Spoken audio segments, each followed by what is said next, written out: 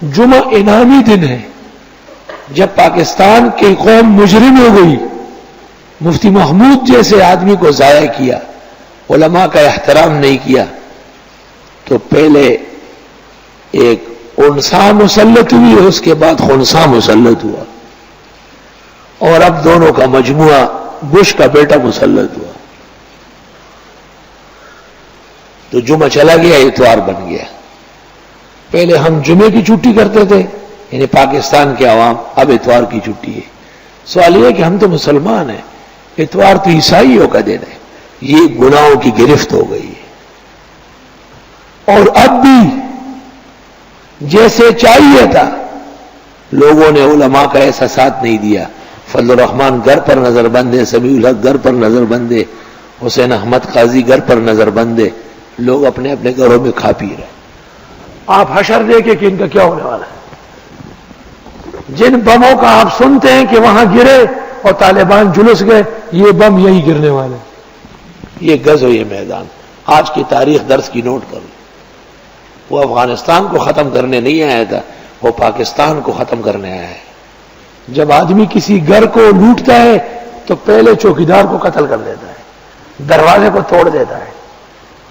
وہ تو چوکیدار تھے، ایک بہت بلے پلے کے 2200 مربع میل جگہ کے چوکیدار تھے. آج پاکستان کی گورنمنٹ اور حکومت سر پکڑ کے بیٹھی ہوئی ہے، اور خدا ان کو اور ذلیل و خوار کرے گا. خدا کی قسم، اگر میری زندگی میں کشمیر کا جھگڑا ہوا، میں فتویٰ دوں گا کہ اس حکومت کی نگرانی میں کشمیر میں جہاد کرنا گناہ ہے. اس حکومت کے ساتھ ہم جہاد نہیں کریں گے، کیونکہ اس حکومت نے ہماری آنکھوں کے سامنے ہمارے علماء کو ذلیل و خوار کیا ہے، اور قطعی طور پر ان کی مذہبی بات نہیں مانی ہے. کشمیر برحق، جہاد برحق، اس حکومت کا اقتدار غلط. اس کی نگرانی میں جو جہاد کرے گا مرے گا، وہ مجاہد نہیں ہو. یہ فتویٰ میں دوں گا، بھلے میں پھانسی ہو جاؤں. اور جنگ کے پہلے صفحے پر انشاءاللہ شائع کروں گا، جیسے تفسیر کا اشتہار آتا ہے. یہ میں نے اپنے اللہ سے عہد کیا ہے کہ اگر میری زندگی میں اس حکومت پر کوئی آڑا وقت آیا تو میں بھرپور مخالفت کروں گا. اور جو میرے نظریے کے ماننے والے ہو انشاءاللہ اس وقت تک بہت زیادہ ہوں گے، وہ ڈنڈے سوٹے لے کے سامنے آئیں گے. اور اگر یہاں مجھے موقع نہیں ملا تو میرے مرنے کے بعد کوئی غیرتی آدمی آ جائے گا، وہ اسی مشن پہ کھڑا ہوگا. ورنہ قیامت کا دن تو برحق ہے. اللہ کے حضور تو اس حکومت کے گریبان پکڑوں گا کہ یہ حکومت عوام کی نہیں تھی، مسلمانوں کی نہیں تھی، یہ امریکہ کی ایک ذیلی ریاست تھی.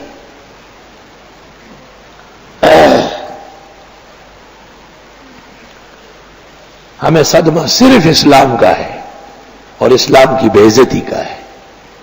ہمیں اسلامی عزت اپنی آنکھوں سے دیکھ رہے ہیں کہ مٹی میں مل رہی ہے. آج جنگ اخبار میں کسی غیرتی نے لکھا ہے، کسی غیرتی نے آج لکھا ہے کہ اگر حکومت پاکستان شرارت نہ کرتی تو افغانستان کا یہ حشر نہ ہوتا جو آج ہوا ہے. کابل میں لاشیں پڑی ہوئی لوگوں کی، پہاڑوں پہ لاشیں پڑی ہوئی ہیں.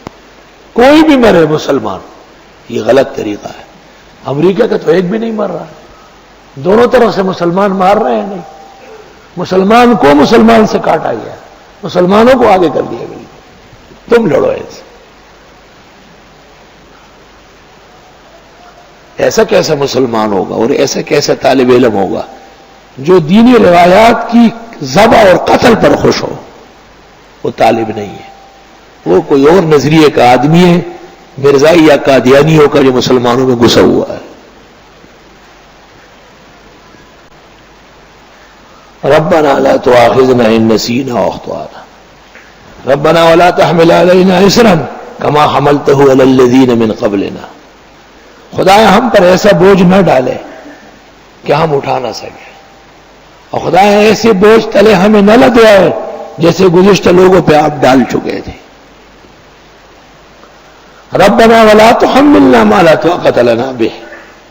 پروردگار ہم سے نہ اٹھوائے ایسی چیزیں کہ ہم میں طاقت نہ ہو اس کے اٹھانے کی. ظاہر بات ہے بموں کا مقابلہ حکومت کرتی ہے، وہ بم بناتی ہے، عوام نہیں بنا سکتے.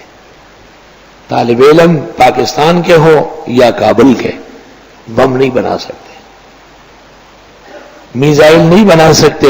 یہ فہد کا فریضہ ہے جو مرکزی اسلام کا امیر بنا ہوا ہے، اور انگریزوں کا دم چلہ، امریکہ کا گماشتہ زر خرید غلام.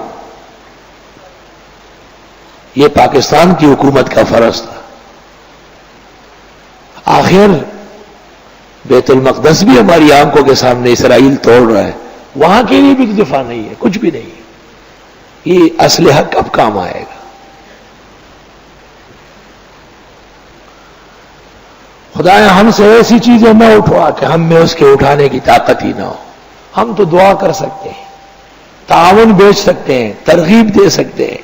ہمارے شاگرد ہزاروں کی تعداد میں جا رہے ہیں، آ رہے ہیں، مر رہے ہیں، زخمی ہو رہے ہیں. خدایا ہم کو جو طاقت آپ نے دی ہے وہ حاضر ہے.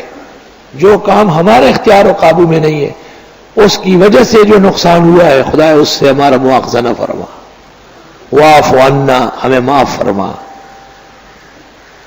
واغفر لنا، ہماری خطائیں درگزر فرما. وارحمنا، ہمیں مالا مال فرما، نوازیے. 3 طریقے سے جرم مٹایا جاتا ہے. کوئی شخص بھی دنیا میں جرم کرے، غلطی کر لے، 3 طریقے ہیں معاف کرنے کے، چوتھا طریقہ نہیں ہے. پہلا طریقہ یہ کہ اس کو کلدم کر لے، کلدم کر لے کہ بھئی آپ نے نہیں کہا ہے، چلو آپ نے نہیں کیا ہے. اس کے کہتے ہیں افوا. افا یافو کے معنی ہے مٹانا. دوسرا طریقہ یہ ہے کہ جرم تو ہے لیکن آپ نے پردہ ڈالا کہ اس نے نہیں کہا ہے، یہ ایسا نہیں ہو سکتا. آپ کو پتہ ہے کہ اس نے یہ بات کہی ہے.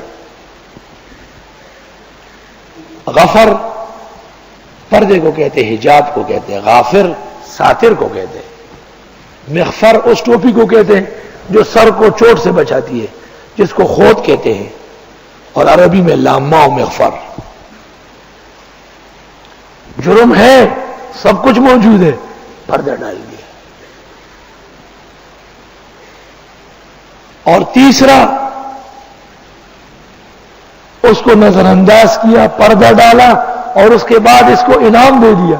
وارحم، بس جب آپ نے انعام بھی دے دیا تو وہ مجرم خوش ہو گیا کہ اب میرا جرم معاف ہو گیا.